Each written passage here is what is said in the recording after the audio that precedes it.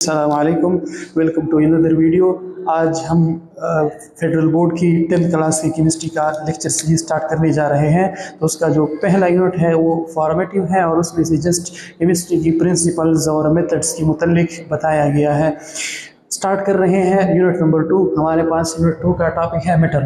तो मीटर हमारे पास डिफाइन होता है कि anything that has mass and occupy space,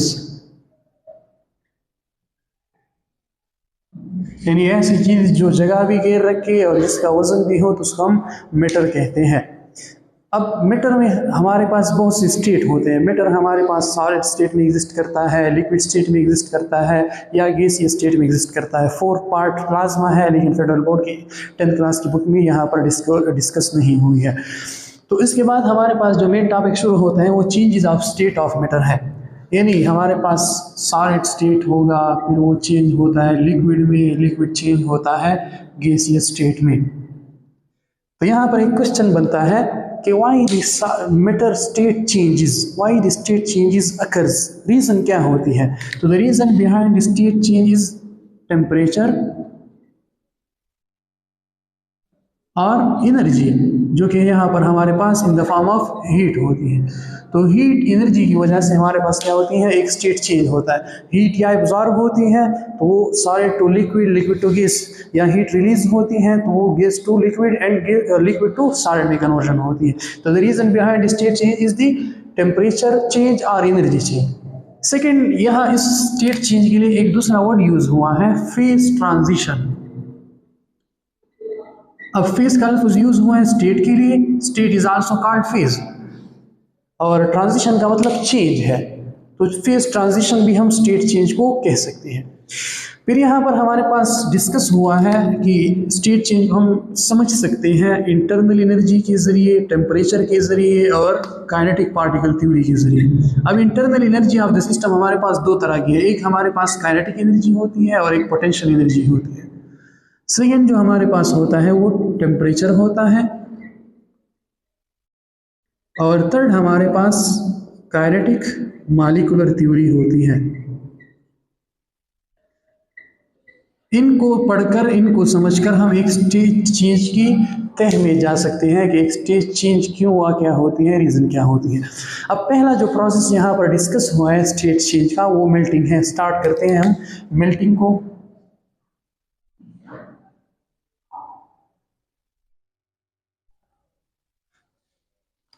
यहाँ पर हम 5 पॉइंट्स को टोटल डिस्कस करेंगे। तो पहला पॉइंट मेल्टिंग में हम जब डिस्कस करते हैं तो हमारे पास डिफिनीशन होगा। तो ये ऐसा प्रोसेस है in which solid state is converted into liquid state. ये ऐसा चेंज होगा, ऐसा प्रोसेस होगा जिसमें एक सॉलिड स्टेट से लिक्विड स्टेट में कन्वर्जन होती है। जैसा कि बर्फ पिघल जाता है तो उसका मेल्टिंग कहते हैं। सेकेंड हम डिस्कस करेंगे इसकी एनर्जीज को। अब when ever heat is applied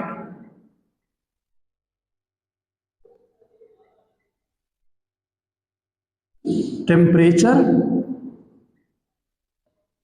along with the kinetic energy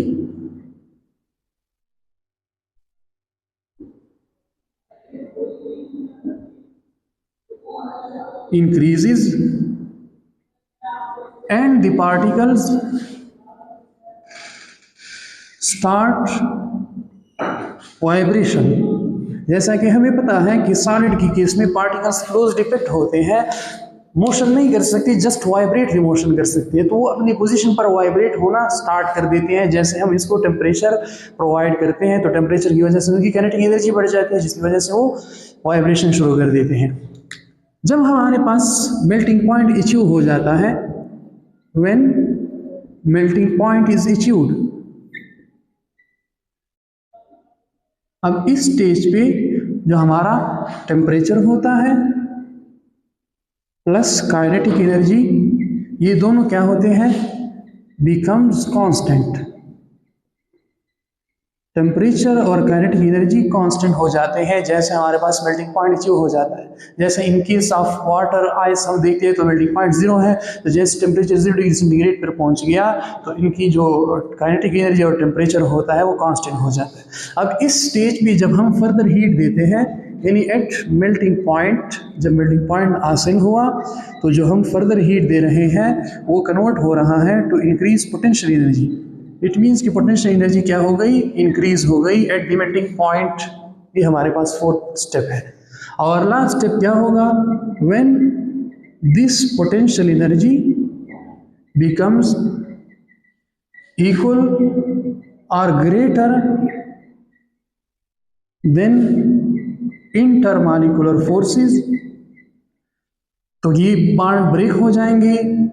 these energy overcome bonds and as a result solid change into liquid।